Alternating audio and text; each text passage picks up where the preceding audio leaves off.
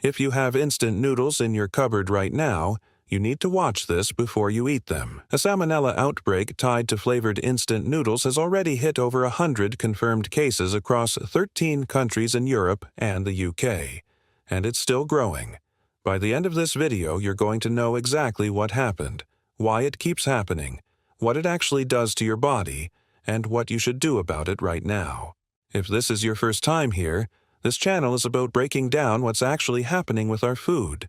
The recalls, the outbreaks, the stuff most people never hear about until it's already sitting in their kitchen. Today's story is bigger than most because it's not tied to one product in one country.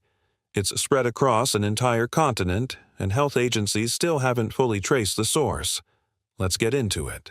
Health agencies traced a strain of salmonella called Stanley ST245 people in at least 10 states have gotten sick after a salmonella outbreak back to flavored instant noodles. On its own, that might sound like a small technical detail. Here's why it isn't. Instant noodles are one of the most common items in kitchens across the world. Cheap, fast, long shelf life, nobody thinks twice about grabbing a pack off the shelf. That's exactly what makes an outbreak like this dangerous. It's hiding inside something people trust completely and eat without a second thought. The outbreak didn't stay in one place either.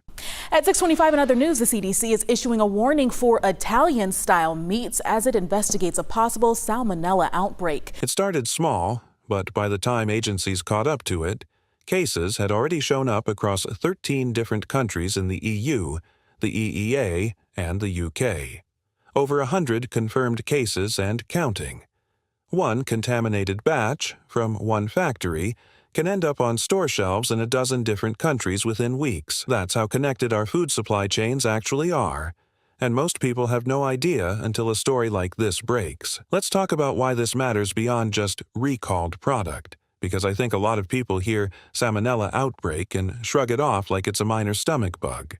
Salmonella infection typically causes diarrhea, fever, and stomach cramps, usually starting somewhere between 6 hours and 6 days after exposure.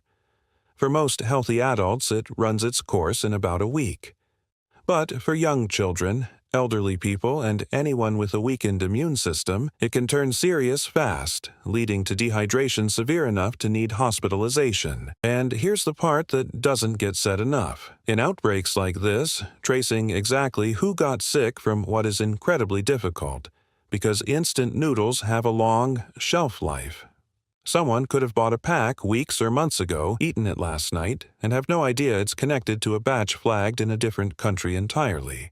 That lag is exactly why these outbreaks tend to look small at first and then balloon in case count over time. The exposure already happened, we're just catching up to it. Here's the part that should really get your attention. This noodle outbreak isn't happening in isolation. In that same stretch of weeks, Listeria monocytogenes showed up in cold smoked salmon coming out of France. Listeria also turned up in a batch of French bries sold in the UK, some of them under a well-known supermarket brand. On top of that, E. coli has been found in UK shellfish beds.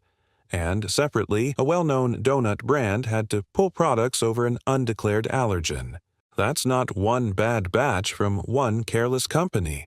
That's multiple contamination events, multiple pathogens, multiple countries, all stacking up in the same short window of time.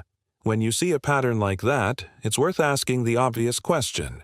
Why aren't food safety checks catching these problems before the products ever reach a shelf? Right now, the system seems to be finding out after people have already gotten sick, not before. I'm not saying the entire food supply is falling apart. I am saying that if you're paying attention, this is exactly the kind of pattern that tells you it's time to start checking things yourself instead of assuming someone else already did it for you. If you're new here, drop a comment and let me know. So, let's get practical. Here's what I'd do if I were you. First, go check your cupboard. Look specifically for flavored instant noodle products, especially anything imported from Europe. If you're not sure whether a product is affected, don't guess. Check it against the official list. Second, bookmark the official recall sources. In the UK, that's the Food Standards Agency's News and Alerts page. There's also the RASFF portal, which tracks food safety notifications across Europe, and it updates constantly. Third, and this is the habit that actually matters long-term, Stop waiting for a company to tell you there's a problem. By the time a recall notice hits the news, that product has usually been sitting in people's kitchens for days or weeks already. Checking these sources yourself, even just once a week, puts you ahead of that gap instead of behind it. And if you're someone who stocks up on shelf-stable food, this is exactly why rotation matters. Don't just buy and forget. Check what you have against current recalls every so often. It takes 5 minutes and it could save you a genuinely bad week. Here's what I'll be keeping an eye on, and you should too. Whether this Salmonella outbreak keeps climbing past its current case count, or whether health agencies manage to trace it back to a specific supplier and shut it down fast. Outbreaks like this usually go one of two ways. They either get contained quickly once the source is confirmed, or they keep spreading because the source turns out to be a bigger, messier supply chain than anyone expected. But if we start seeing a fourth or fifth event stacked on top of what we've already had, that tells a very different story about how food safety oversight is actually holding up right now. Not just in one country, but across the whole system these products move through. That's the bigger picture here. It's not really about one pack of noodles. It's about whether you can trust the gap between when a problem happens and when you actually hear about it. Most instant noodle products aren't made start to finish in one place. The noodles might be produced at one factory, the seasoning packet at another, and the packaging happens somewhere else entirely. Ingredients get shipped in from multiple suppliers, blended, processed, and packed, often on the same equipment used for dozens of other products throughout the day. That means contamination doesn't have to happen in the final factory at all.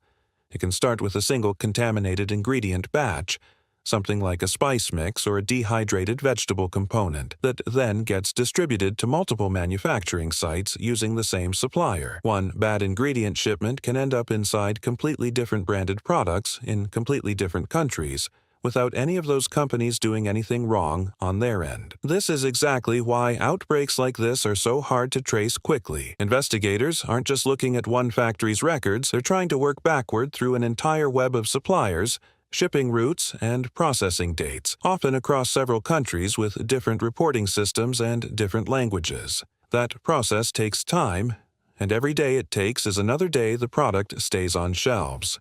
If this all feels oddly familiar, it should. The takeaway isn't that food has suddenly become more dangerous than it used to be. It's that our supply chains have become so interconnected that when something does go wrong, it doesn't stay small and local anymore. A contamination issue that might have affected one town 20 years ago can now affect a dozen countries within weeks, simply because of how far ingredients and finished products travel before they reach your kitchen. Why does it always feel like we find out about these things after the fact? Sometimes weeks after the exposure already happened. Part of it comes down to how illness gets reported in the first place. Most people who get a mild case of food poisoning never get tested. They just assume it's a stomach bug and wait it out. Only a fraction of cases ever make it into official health records, which means agencies are often working with a small sample of a much bigger picture. Then there's the lag between when a lab confirms a specific strain, when that gets cross-referenced against other confirmed cases in other countries, and when investigators actually narrow it down to a specific product or supplier. Each one of those steps takes time, and food safety agencies have to be genuinely certain before they issue a public recall, because a wrong call damages trust in the system and can hurt a company unfairly if they get it wrong. None of that is an excuse. It's just the reality of how the process works. Don't wait on the official recall notice to be your only source of information. Checking sources yourself, staying aware of ongoing outbreaks while they're still active, that's what actually keeps you ahead of it, instead of finding out after the fact. If you want to stay ahead of this stuff instead of finding out about it after you've already eaten it, hit subscribe, turn on notifications so you don't miss the next update on this outbreak, and drop a comment letting me know if you found any of these products in your own cupboard.